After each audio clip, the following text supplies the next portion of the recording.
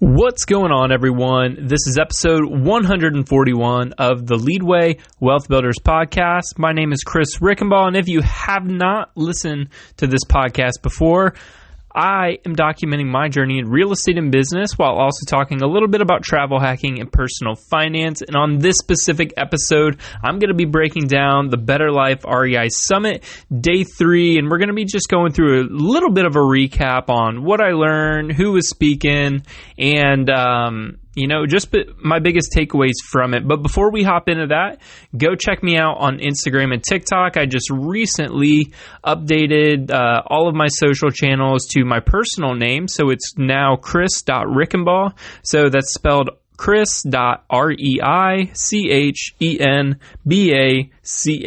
So you can go follow me on Instagram and TikTok there.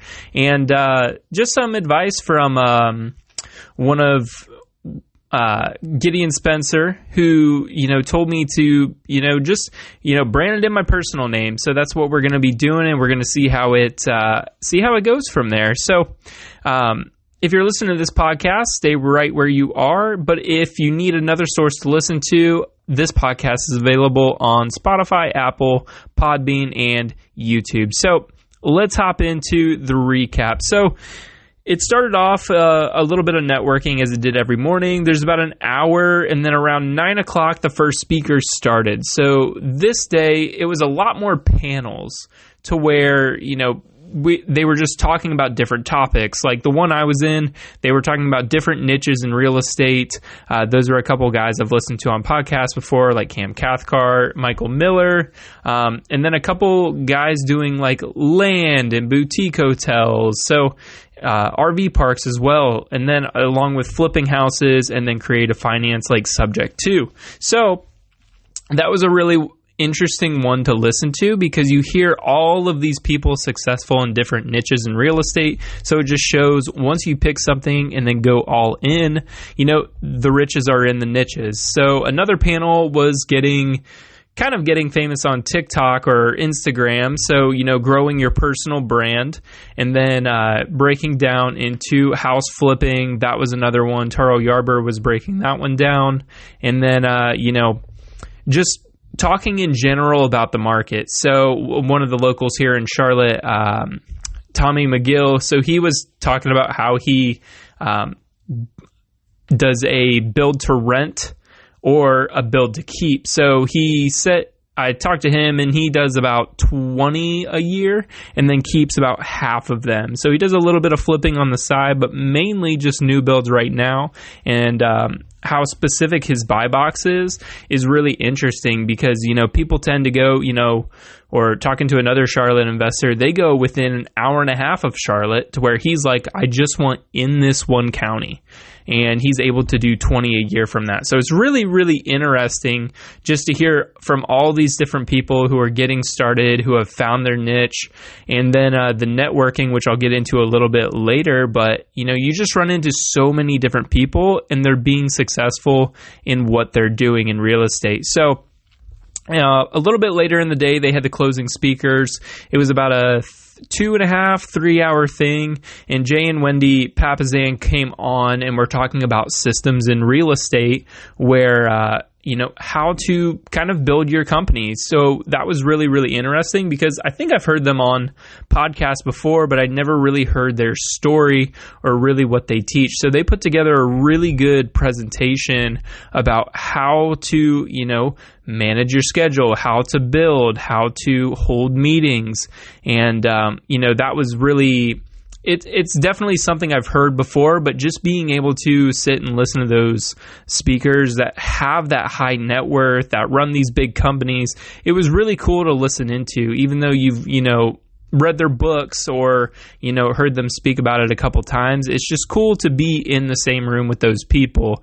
And then the last speaker was AJ Osborne. I'd never really heard his story before, but talking about, how stressed out he was in real estate in the beginning, and then how to be able to start hiring, and then how he learned it. And he studied it from Charlie Munger, who we followed around for a couple days, and, just was able to really learn about his systems and how he was able to get his time back from when he was building up his real estate company and just stressed out to the max, and had a health scare.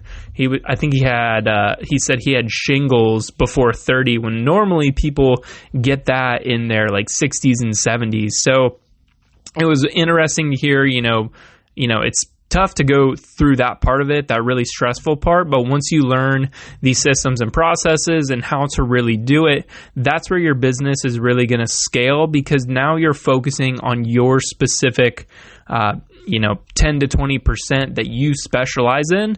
And that's what's going to be able to push the company, because, as Dan Martell says in his book, the 20% can be done by you, but the 80% can be done by somebody else, so that you can just let somebody do the work and then you come and put your finishing touches on it. No matter what area of business, real estate, or anything you're in, that's still able to work, and that's how you're going to be able to grow. So, and then right at the end, it was the networking. So they had a little bit of a cocktail party right there at the end. And, it was just a ton of talking to people all day, learning their stories, how they got into it, what their specific niche in real estate is.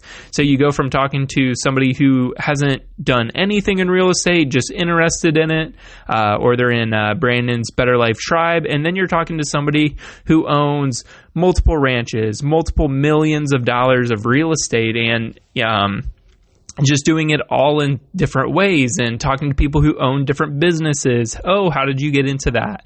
And, why are you, focusing on real estate now? What was your motivation to come to the conference? It was really interesting conversations. And that's not something you get in your normal circle unless you're hanging out with a bunch of real estate people or business people. So, it was really motivating knowing that there's a lot of other people in my shoes, or went through what I'm going through right now, and, got to that other side, because, it is really stressful right in the beginning. You feel like you're the only one, or, for me, it's like, okay, I've only done 8 in the first year, but you talk to other people and they're like, 8's a lot. And then you talk to people who have done just about 100 in their first year. So, just being able to start to network with these other people, because what was really interesting, seeing some of the speakers, they've all been in these masterminds together, and that's how they meet. And it's like a big family reunion for when these guys get together at a big conference. So that's what it was fun to see as well. Those higher net worth people, and they all just come together and we're like, oh yeah, I was in a mastermind with this guy 3 to 5 years ago, and now we're catching up. I haven't seen this person in a long time. And that was also another one of those aha moments, to where it's like, being in a mastermind, yes, some of them do cost quite a bit of money, but to be able to get into those rooms, you have to pay to play.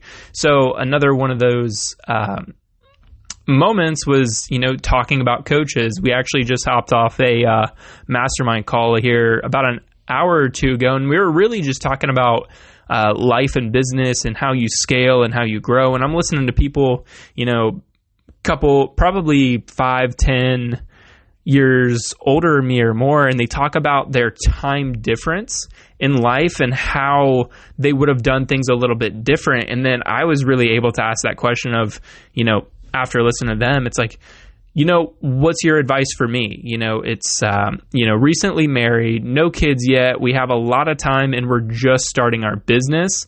And my thought process has always been, I better get the systems, because I love being able to have the time to, kind of do what I want. And listening to these guys at a larger scale, think and say the things that I'm thinking, it's like, okay, so that means I'm on the right path.